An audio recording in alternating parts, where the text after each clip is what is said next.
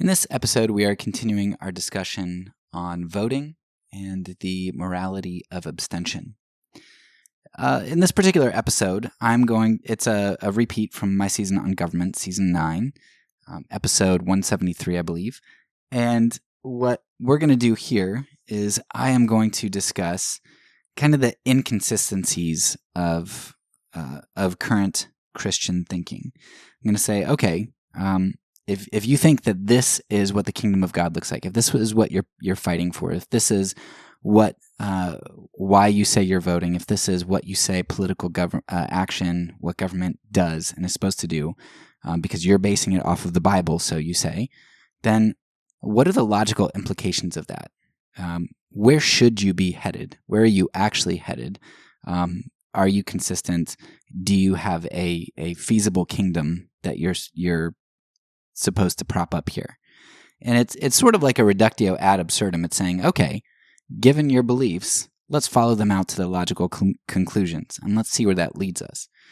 And so we're going to kind of show what this kingdom should look like compared to what it actually looks like.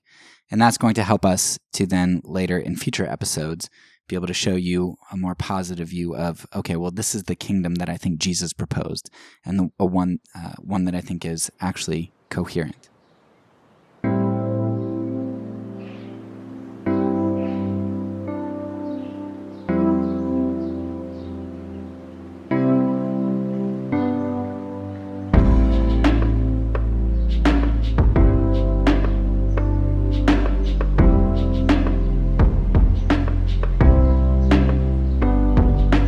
Welcome back to the Fourth Way Podcast.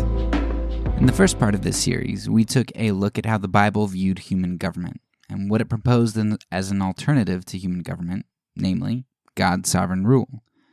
But just like the Pharisees in Jesus' day, we moderns don't really like the idea of some seeming ethereal kingdom which doesn't grant us power in the way that we think power should be wielded. We want to rain down fire on our enemies, just like the pre-resurrection disciples wanted. And since God won't humor our self-proclaimed godly desire for the destruction of our enemies, we vote pro-war and rain down our own justice in the form of bombs. Over the last 4 episodes, we looked at some of the most Christian iterations of government in history. We saw how each of those iterations marred the name of Christ, at the same time that they thought they were doing great things for him. But that's consequentialism for you, the ever-pervasive sin we can't get away from, and keep on talking about in this podcast. When we don't like God's means, we think we can do better than him by determining good and evil for ourselves. We can help him out, since he obviously doesn't know the best way to do things, like we do, of course. That's what we saw with the shift from the ante-Nicene church to Christendom. Whereas the early church viewed sacrifice and integrity as power, and the blood of the martyrs as the seeds of the church, the post-Constantinian church viewed government and sword as power, and therefore had to justify all sorts of wickedness to maintain and wield that power. The blood of the enemies became the seeds of the church. When Christians do as the Gentiles do and lord power over others, which is what the government inherently does in its monopolization of violence and its force of law, Christ-likeness takes a back seat to pragmatism, power, and comfort. Now that we have a background for the biblical view of government, as well as a few good case studies under our belt, we're going to dissect the logical ends of Christian involvement in government. This is a very important step because so long as we leave our case studies as simple stories of what other groups did, without exploring the formula for how they got there, we'll just write them off as misguided. So in this episode, I want to do 2 things. First, I want to explore the inner workings of where Christian involvement with government ought to lead, and eventually does, usually. And second, I want to ask some probing questions about consistent application, a reductio ad absurdum of sorts, where we are going to look at what following out Christian government looks like, logically. All right, so the first thing that I don't understand about modern Christian involvement in government is how we explain away not pursuing Old Testament civic law. Conservative Christians are abhorred by Muslims in places where they want to institute Sharia law and act as if mingling religion and politics is just absurd. How could those Muslims want to implement Sharia law? Like, there's separation of church and state, of course. But at the same time, we bemoan a society where moral relativism seems to prevail because we know that the Bible teaches us that morality is objective and grounded in God. Even beyond morality being objective, it's also been revealed to a large extent in the Bible, and God and the Bible are immutable. So while the Bible doesn't show us every single evil that exists, it gives us some pretty good guidelines. In fact, as far as it relates to civil law, the Bible also supposedly shows us how God structured a society that he established, along with punishments he deemed good and appropriate for particular crimes. Of course, many Christians believe that the sacrificial and purity laws have been set aside since Jesus accomplished those things, but the moral law remains, a law which encompasses many of the civil laws found in the Old Testament, covering moral issues like adultery, disobedience to parents, and other Ten Commandment types of things.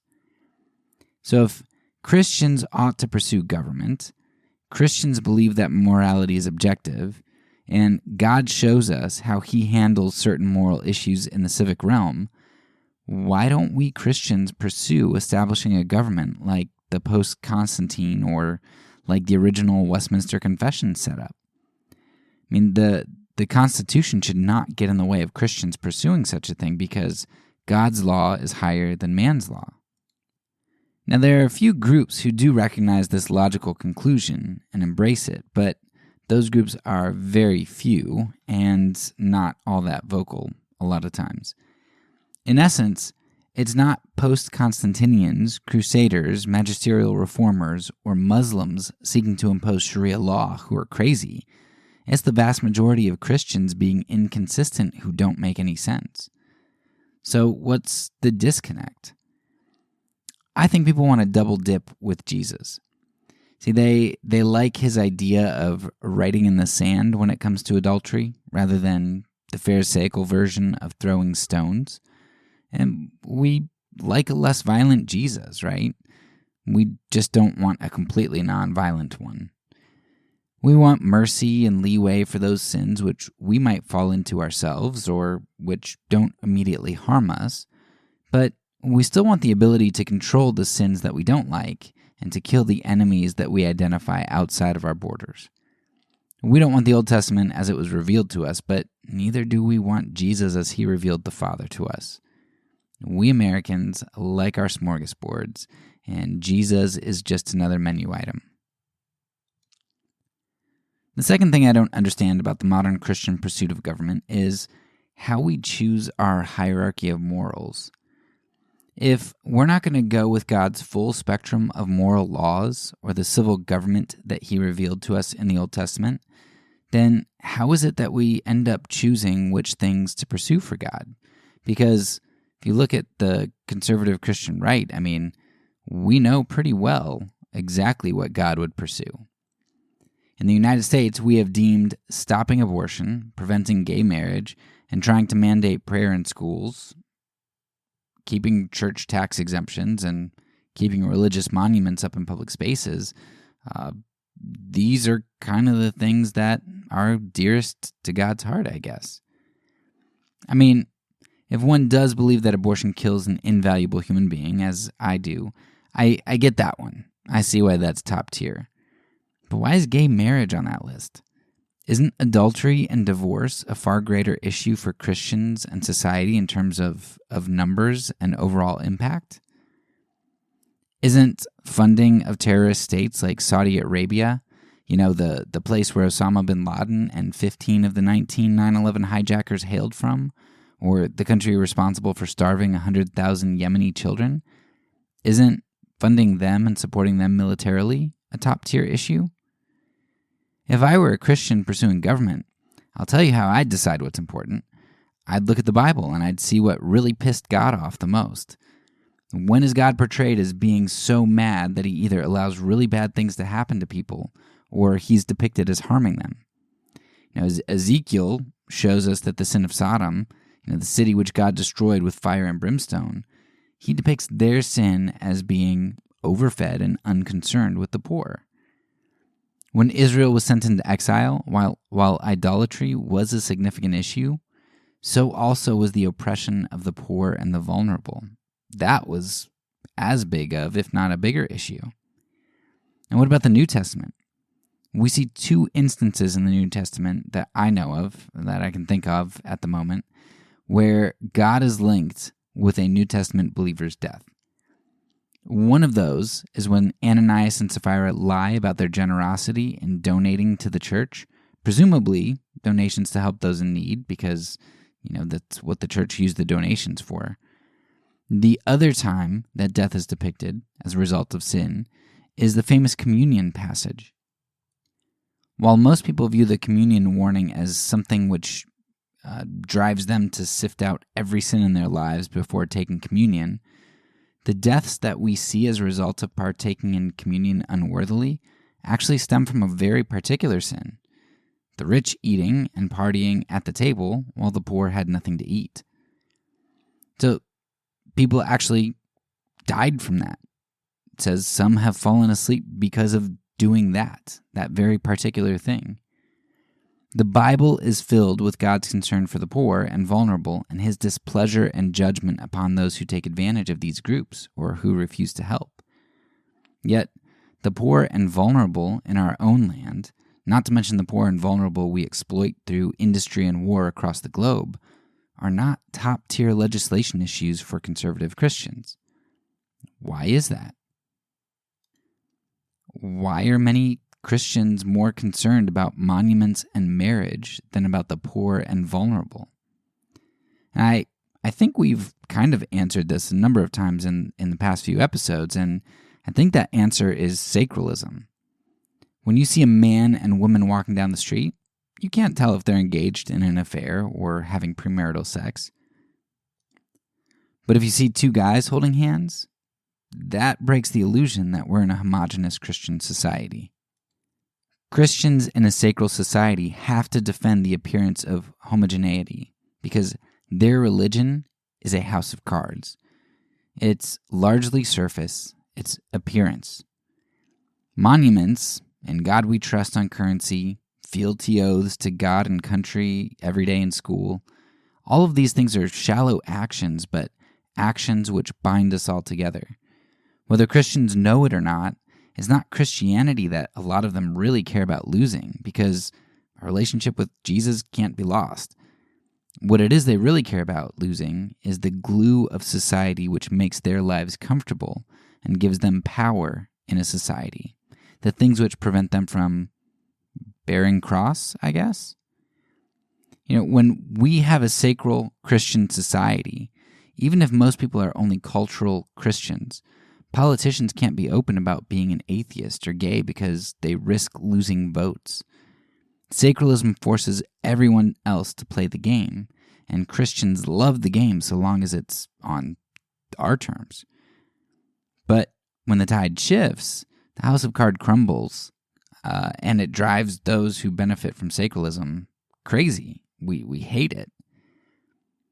So why do conservative Christians legislate marriage and monuments, but despise politicians who are doves and seek to help the poor? Because the former are sacral acts, and the latter aren't. The former garner power for our group, while the latter cost us. And of course, our group hates it when the other group ends up trying to manipulate and control language, when really that's the game we're playing anyway. All right, so a Christian government, followed to its logical end, would essentially be a theocracy where we cared about all objective morality, especially the morality as laid out by God in the Bible, the parts that didn't pass away, like the sacrificial laws. And it would also look like a society where we cared about issues like poverty and justice, because God talks a lot about those things. And this society would also care about group cohesion or maintaining its sacralism. If the government's role is to punish evil and promote good, then you can't really get much more evil than denying God or more good than worshiping God. So previous Christian societies essentially required that everyone adhered to their religion, which we kind of think is barbaric, when we talk about the Crusades or post-Constantinian nations, Rome, whatever, or the magisterial reform. We're kind of like, man, they're kind of barbaric. But it really makes sense that they did what they did, because the religion and the law are essentially intertwined. I mean, you can't really have it any other way, because the religion informs the law, and the law promotes what is good and punishes what is evil, which is informed by religion. But of course, we can recognize that we don't like that. There seems to be a problem when religion takes over government and legislation, because then they become intertwined. And Verdun, in his book, The Reformers and Their Stepchildren, identifies why this is a really big deal, because there's an implication. If we take these first two issues that we've identified, and we say, okay, well, sacralism kind of makes sense following that understanding, then what implication does sacralism have for society? And here Verdun, quote, "Needless to say, sacralists will be embarrassed at this point. They have no receptacle into which they can put a person who can no longer be carried on the church's roles. If he is to be put out of the church, he will also and simultaneously have to be put out of society, that is, exterminated, that is, put outside the boundaries. If the ecclesiastical community and the societal community are one and the same thing, merely seen from different vantage points, then he who is expelled from the former cannot be allowed to remain in the latter." End quote. A society controlled by those whose religious beliefs actually inform their legislation seems to necessitate sacralism, and sacralism requires the harshest of defenses. If someone commits debauchery, their sin was one of lust and weakness. We can kind of deal with that. But if someone goes against the sacralist formula, this is willful treason and rebellion. For such things, one is excommunicated from the church. But if the church and state are intertwined, to be excommunicated from the church means to be excommunicated from the state, either through exile from the land or from life. In regard to sacralism, I think Stanley Hauerwas hits on some of this concept also in one of my favorite articles from him. It's entitled "The End of American Protestantism." You should definitely read the whole thing. You'll probably have to read it like twice, or at least slow in some parts, but it's such a good article. But in this article, Hauerwas identifies how the United States came to be formed, how Christianity became American, and the problems that sacralism of sorts has created. So Hauerwas says, quote, "Protestantism came to the land we now call America to make America Protestant. It was assumed that what it meant to be American and Protestant was equivalent to a faith in the reasonableness of the common man and the establishment of a democratic republic. But in the process, the church in America became American, or, as Mark Knoll puts it, because the churches had done so much to make America, they could not escape living with what they had made. As a result, Americans continue to maintain a stubborn belief in a God, but the God they believe in turns out to be the American God. To know or worship that God does not require that a church exists, because that God is known through the providential establishment of a free people. This is a presumption shared by the religious right as well as the religious left in America. Both assume that America is the church." End quote. So while the United States has a separation of church and state on the books, Hauerwas argues that the two have really been conflated. America is our church. And that seems clear when you realize that in many conservative churches, to attack the Republican Party, to stand for racial reconciliation, to not be a war hawk or to kneel for the national anthem is akin to blasphemy.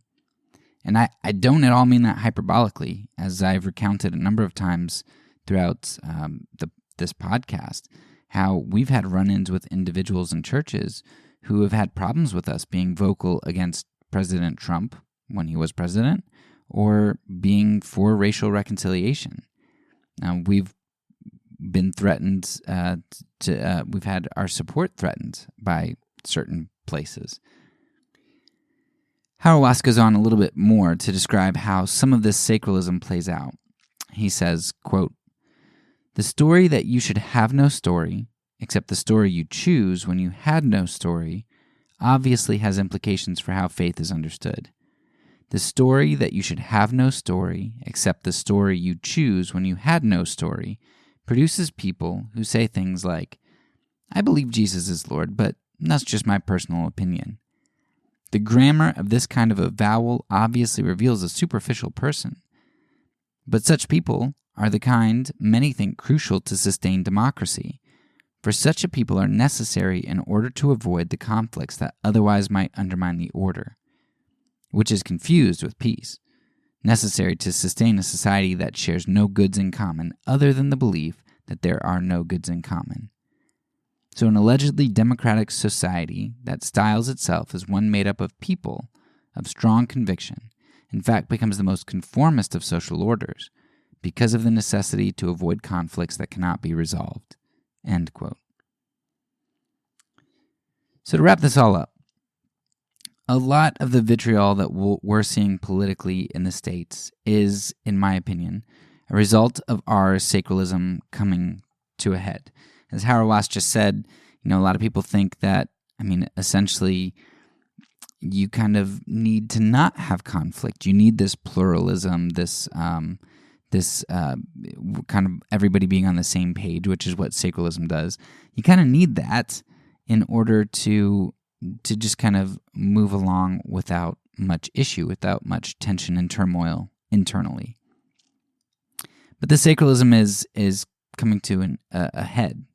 That old sacralism of monuments and slogans, it really isn't going away, even though we see the monuments toppling and the slogans being attacked and, new people coming out on currency. Sacralism isn't going away. It's really just changing. See, American Christianity taught our society about sacralism and how powerful it is, and we're still clinging on to it. But now another side is seeking to hijack and take that. Whether it's erecting new monuments or sacralizing language to punish those who don't say things the right way or who don't say the right things or show the right emotions at the appropriate times for the appropriate reasons or whatever else. We're not getting rid of sacralism. It's just that the new group is taking over. This shifting of power is what has so many Christians up in arms, whether they know it or not. Because most Christians don't think that they're up in arms because power is shifting. They're up in arms for morality, right? At least the morality that they identify. When we were killing hundreds of thousands of Native Americans, or millions of them, and enslaving millions of Africans, I don't know that I could say that our society was really better off then morally, right? But they sure did look more Christian, didn't they?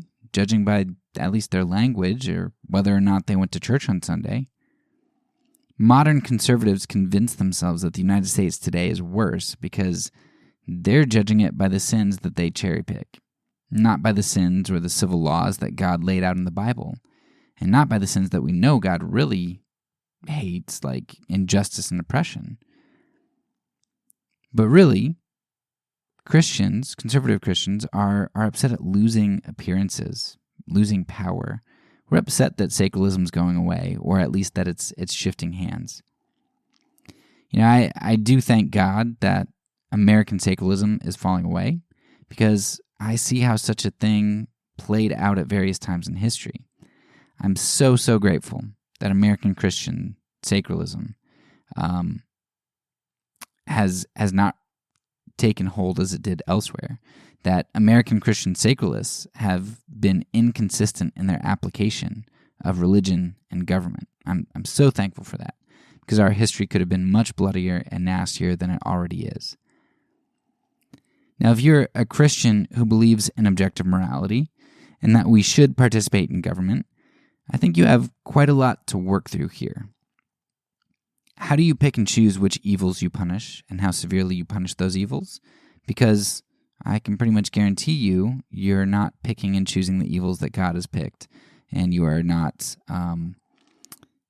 punishing them in the ways that God has shown us He likes them to be punished according to His civil laws. How do you justify not pursuing a theocracy of sorts? What insight do you have that the greatest pro-government Christian minds didn't have? Men like Augustine, Aquinas, and Calvin, all of whom took laws and their punishments to many of the logical ends that we discuss today. I can point to a tradition, the Ante-Nicene tradition, and explain how I arrive at the conclusion of no king but Christ. But how do you throw off 1,800 years of church history and their handling of government over those 1,800 years? Actually, 1,500 years if we take out the Ante-Nicene church. How do you think that we're more enlightened in the last 200 years than they were in the 1,500 preceding that? There's so much to deal with here, and I don't see how Christians justify splitting the middle on this one. It seems like Calvin and Augustine and those other guys, they're right, or the Ante-Nicene Church is right about our inability to participate in government. I don't see how you split the middle on this one. But hey, you know what? I'm not going to burn you at the stake for disagreeing with me if you end up disagreeing with me, even if I know that one day you may very well try to burn me, should you ever gain the power and the chance.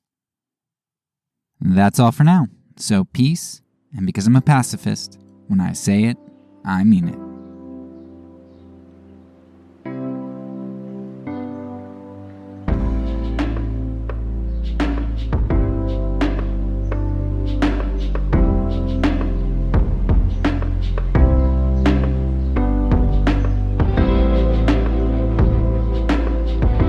This podcast is a part of the Kingdom Outpost Network.